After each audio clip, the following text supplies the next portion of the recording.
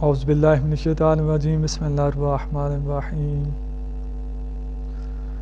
الحمد للہ والصلاۃ علیہ اما بعد بسم اللہ الرحمن الرحیم وما آتاکم الرسول فخذوہ وما نہاکم عنہ فانتہوا اللہم صلی علی محمد وآل محمد وعجل فرجہم۔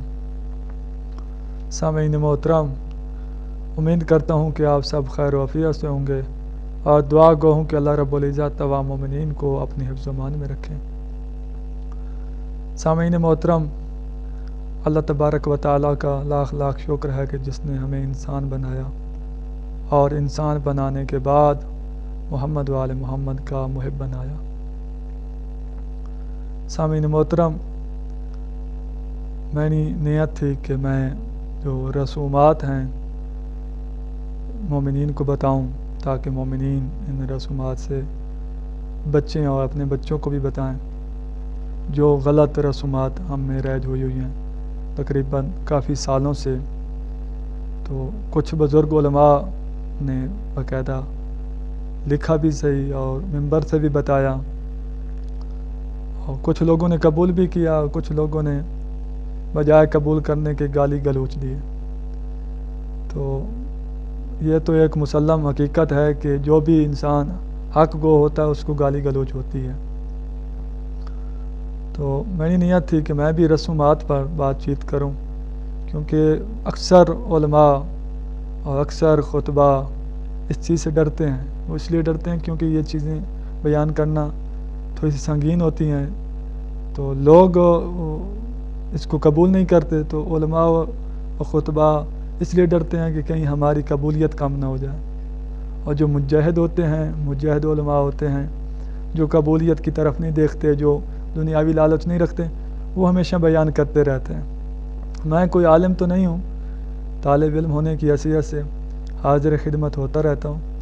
تو رسومات کے خلاف، کیونکہ دیکھیں کہ اللہ تبارک و تعالیٰ نے ارشاد فرمایا قرآن میں کہ جو میرا حبیب دے لے لو اور جس سے روکے رک جاؤ، یعنی مرکز بنایا رسول خدا کو۔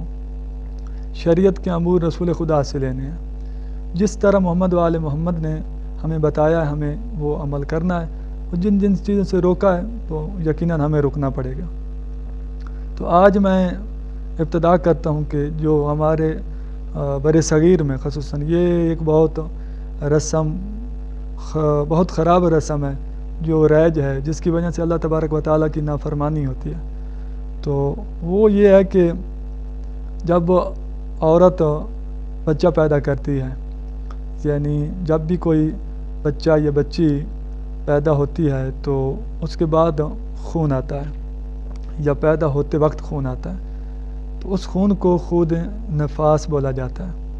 خون نفاس جو ہے اس کی کم سے کم مدت ہے 1 لمحہ، یعنی بچہ پیدا ہو تو ختم بھی ہو سکتا ہے، یعنی فوراً ہی روک سکتا ہے، اور ممکن یہ بھی ہے کہ بچہ پیدا ہو خون نہ آئے، یہ بھی ممکن ہے، مگر یہ بہت مشکل ہے۔ بچہ پیدا ہو اور فوراً روک جائے تو اس کو نفاس کہتے ہیں، فوراً روک جائے تو رک سکتا ہے۔ ہاں، زیادہ سے زیادہ جو اس کی مدت ہے وہ ہے 10 دن۔ علماء شیعہ کا اس بات پر اتفاق ہے، اجماع ہے کہ زیادہ سے زیادہ 10 دن ہے۔ وسائل شیعہ میں باقاعدہ پورا باب محدث نے مرتب کیا اس کے بارے میں۔ روایات مختلف ہیں، مگر جو معتبر روایات ہیں وہ 10 دن کے لیے، معصوم نے فرمایا 10 دن سے زیادہ ہے نفاس نہیں ہوگا۔ ہاں، اس سے اضافی اگر آئے تو اس کو نفاس کا نام نہیں دیا جائے گا، بلکہ استحاضہ یا اس کو کوئی اور خون سمجھا جائے گا۔ خوب، تو ہمارے ہاں کیا ہوتا ہے؟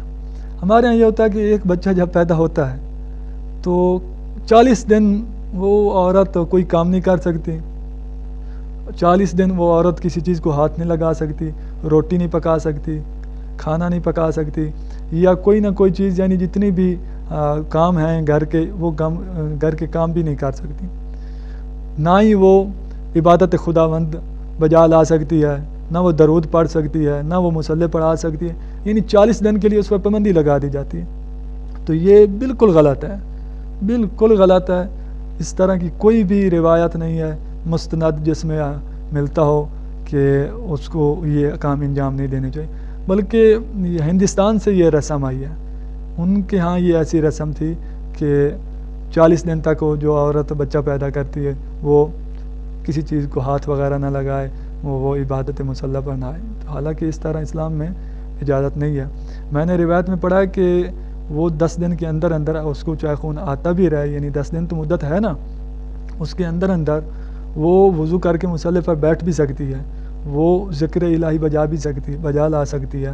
یعنی وہ نماز تو نہیں پڑھے گی مگر باقی ذکر پڑھ سکتی ہے بیٹھ کر، یعنی کسی نہ کسی ذکر خدا کو وہ دہرا سکتی ہے. اس طرح نہیں ہے.